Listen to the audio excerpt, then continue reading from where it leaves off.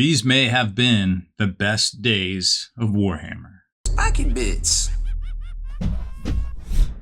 Welcome back, Hobby Maniacs. I'm Rob Bear from SpikyBits.com, and in this video, I want to talk to you about an oldie, but I think maybe one of the best goodies out there, the Codex Armageddon from the year 2000.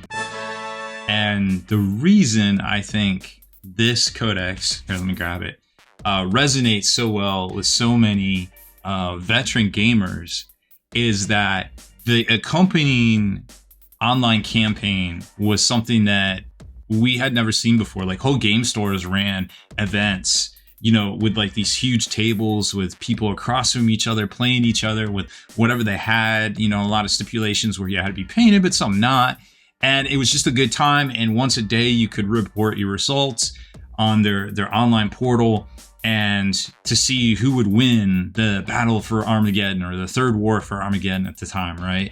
So it was really something that I think we had not seen anything like at this scale, but even though this scale was much smaller than the scale that Warhammer's at 25 years later. And yes, it's been 25 years this summer in 2025 for Codex Armageddon and that global campaign. So I guess this is really all we have left of the website itself, as Games Workshop's website doesn't even, games-workshop.com doesn't even exist anymore. But this was the campaign site, and it was really cool because you could see the different factions, and these bars would update every day, and you could kind of see the back and the forth sway. And then here was the campaign map, and that was really neat. Like, this was recent results here, I guess around July 27th.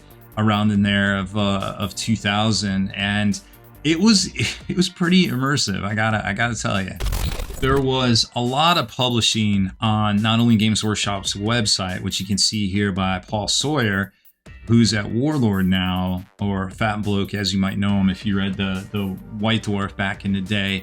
But this was an all hands on deck sort of thing for Games Workshop, and I don't feel like we've seen anything like it in recent years, at least, from them. Maybe rolling out of the Horus Heresy game, maybe something like that, or maybe the reboot of 8th edition 40k is similar, but nothing as engrossing from players to stores to, you know, all the way on up the chain to the publishing side to the, you know, results posted online thing. It's just, it was really a spectacle to be part of. And of course, to be expected, the White Dwarf had a bunch of features in it. Yes, that is true. The Codex Armageddon was only $10 back in the day. I vividly remember most of these smaller books, I guess supplements as you would call them now, were $10 25 years ago. So I think it sells for about 20-ish on eBay. So you double your money if you were holding on to a stack of these, you know, the past 25 years or so. But here you can see the three factions. We'll get to that here in a second, that encompass this book, and we're also playable factions. And of course, you could build up new armies featuring stuff in here that you really couldn't do in the past. And before we take a look at the book itself, I'll just kind of mention this website article that we wrote. You can see a little bit more about the White Dwarf featuring the campaign and talking more about it, and then some of our thoughts on if Games Workshop is potentially going to bring Armageddon or some sort of I don't know, anniversary event. Because if you think about it, a lot of the Warhammer 40k factions to come out still in 10th edition actually had something to do with the wars for Armageddon. You've got Grey Knights, you've got Salamanders, you've got Black Templars, we just got Blood Angels, we've got Death Corps that just came out, which technically are Steel Legion. We'll never see Steel Legion again, RIP probably. We got World Eaters. We just, well, did we get orcs? No, we've had orcs for a while, so maybe not on the orc side, I suppose. But there are orc rumors for 11th edition. And as I said in this post, you know, it doesn't take a whole lot of tinfoil to realize that, hey, at the end of every edition, Games Workshop does some sort of campaign book. Coincidence? I think not. We saw it with Psychic Awakening. We saw it with the Arcs of Omen for the last two editions. So what if they went back to Armageddon for the 25-year anniversary and also had new rules for all of the factions, well, most of the factions that were present throughout the battles, famous battles, also Space Wolves. Space Wolves were there too at the first battle. Yes, the first battle with the Grey Knights, and also the Orcs. So, oh no, that was the World Eaters. That was Angron. Never mind. Get my battles for Armageddon mixed up because there was so many, but they were all dope. But that being said, it would be really neat to see some sort of tie-in, and Games Workshop loves their member berry, so we'll have to see what they end up doing. But let's take a little trip back in time here in the cat tub time machine, so to speak, and take a look at this book. There she is. Isn't she a beauty? Oh man, look at this thing. Peak condition. Look at all those quick reference thumb divots from flipping this thing open and checking some rules. Oh man. And then it's got fresh yellow paging in here. Oh man, this is the book of legend right here. So the introduction was great, just kind of explaining, you know, what had happened since the Second War, and then showing you these really dope laid out army lists or painted armies.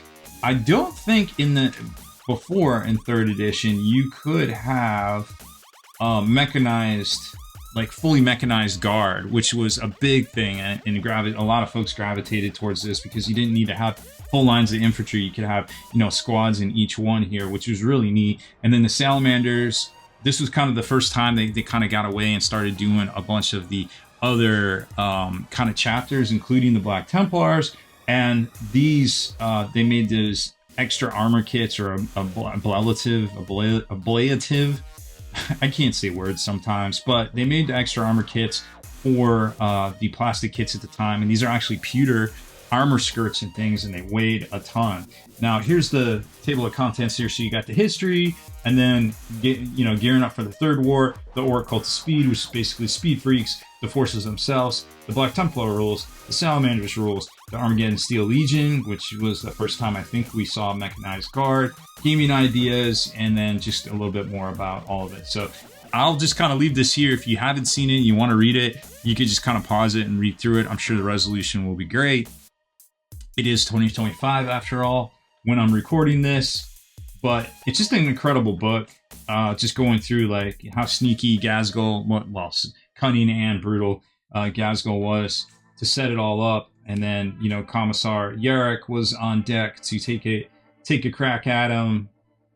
And then, of course, you had those playable factions right here that I talked about, and the codexes you required, because supplements, you still needed the main book, much like you do today.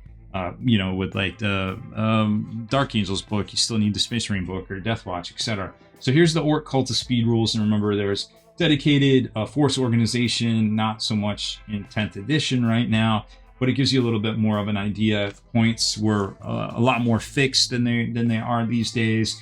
There wasn't the updates like we see nowadays, but it was still, you know, for the most part, there was a rock paper scissors aspects to it.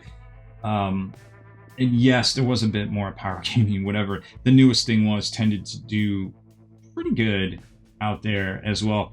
Orc, for the Grot Riggers, figured a lot because it would get you a reroll, I believe, on your mobilization or something like that. Armor top was big because you wouldn't be open topped at that point, and that was a detriment and a bonus on the armor penetration chart, which was kind of rough, depending on how you got smacked. The Death Copters at the time were those metal ones. They didn't go together so hot, but that's okay. That's memories we'll never have again, stuff like that. Then for the book is mostly black and white, obviously, but there is these really cool color features in here for the armies themselves, and then the new Ghazghkull model, which was ahead of its time back then, and, you know, really stood the test of time for about 20 years or so till we just got the new one in 2021, I believe. And then some of the chapters that were on hand. Furiosa Dreadnought was relatively-ish new back then. Vindicator. The old Sentinel that was pretty relatively new in plastic and then lasted about 20 years as well. And then the Battlefields Armageddon. Black Templars with their special rules. The vows at the time were pretty clutch. A lot of people would, well, whack players, I guess, would take this Be Pure in mind and Body and Soul, because if there was a Psyker on the table, you would get an extra 6-inch movement. So you could ally in one of the Psychic Assassins I think it was, which is a little silly.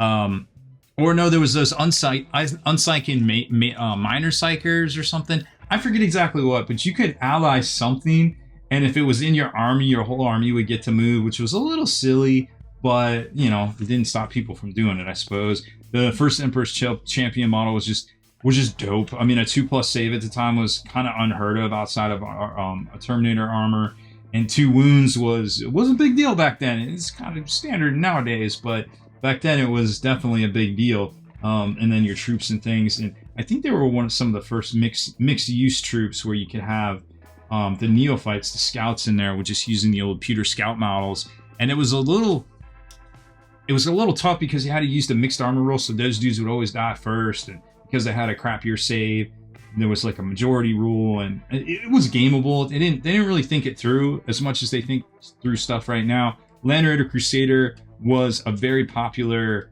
I'm trying to think when that came out, because I think the Land Raider itself came out in 1999, the plastic kit. So I think this was relatively new that year, and it basically just used pewter upgrade kits for the sponsons, the twin-linked assault cannon on the front, and then also the multi-melta cupola on the top, which was incredibly overweight, and you had to end up gluing the turret down to the top, or else it would just fall right off. And then unless you pinned each bolter in place, which I think there's a shot in here of it, they would pop out.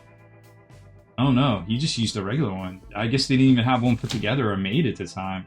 A lot of Warhammer was scratch building back then because they didn't have the kits ready. I mean, the first Blood Angels Codex with the Storm Raven in it, the Storm Raven model wasn't even a thing. Same with the Defiler, actually, which only came out 3 years after this book. The Chaos book came out with a picture of a Defiler. We didn't have a Defiler model for, I want to say, 1 or 2 years after that. So it was a really fun hobby time. The Salamanders were exciting when they came out because the Salamander mantle was all the rage, because you would not be able to get instant death. Like if you get hit with a power fist that was double your toughness, you would, even if you fell 1 wound, you would die. That was a problem. Artificer armor was pretty good because anybody could take it, and I think it was a 2-up save. And then the Mastercrafter weapons and the I think everybody in the squad could get a Signum. Yeah, not just Tech Marines. So everybody could get a reroll in the squad. So your heavy weapon would always be getting a reroll, which for the points was pretty ridiculous. So a lot of people went with that. And they became a kind of a big deal and a favorite out there, just as much as Black Templars. And the Fury of the Salamander power was really fun. It just made it like a straight line, and everything under it was like a beam weapon or a line weapon, I guess you would say. And they took a strength 5 hit, which is kind of nothing these days, but back then was kind of a big deal. Chaplain Xavier was a special character in here. I think he's in here. No, maybe not. I don't know where he was. Huh, maybe he was in the regular book. I don't remember where he was, but he could take the mantle for free. Maybe I don't have the old Space Marine book because it didn't kind of matter. This was the thing that mattered, keeping. And then it goes into, oh yeah, actually the extra rules and things for the Chimera. You could pop the top hatch and shoot out. It was amphibious, not that there was a whole lot of water features and things. And then they also introduced rules for a planetary defense force. And like you could take high gang militias as getting pressed into service, which was really cool too.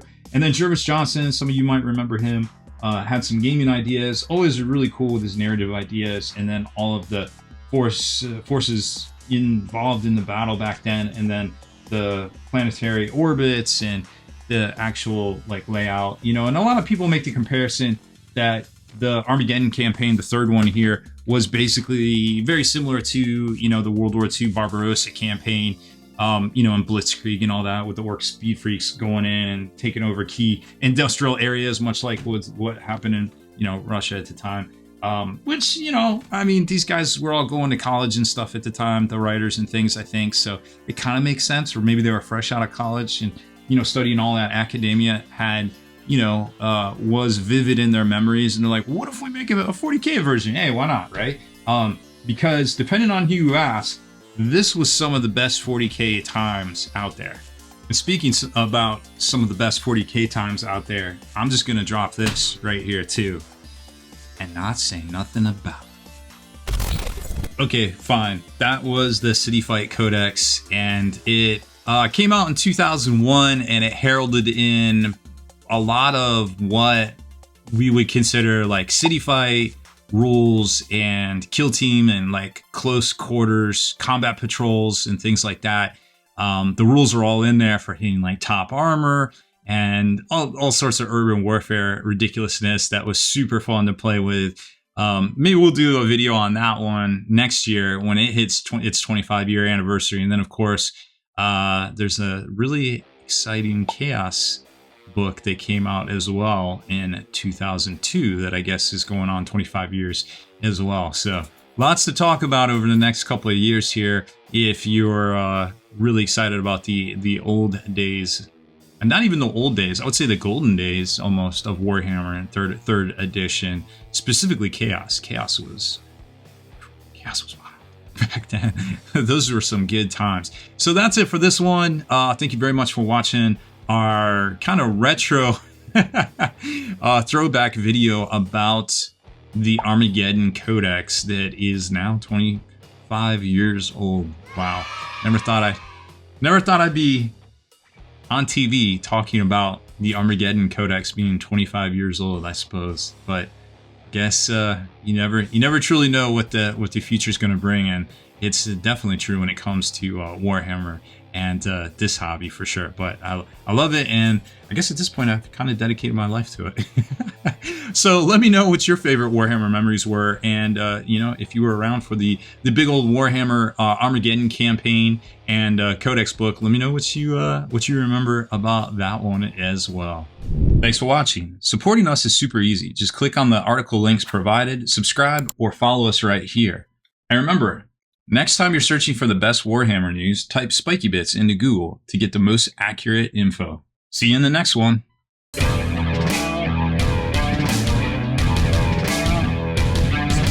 Spiky Bits.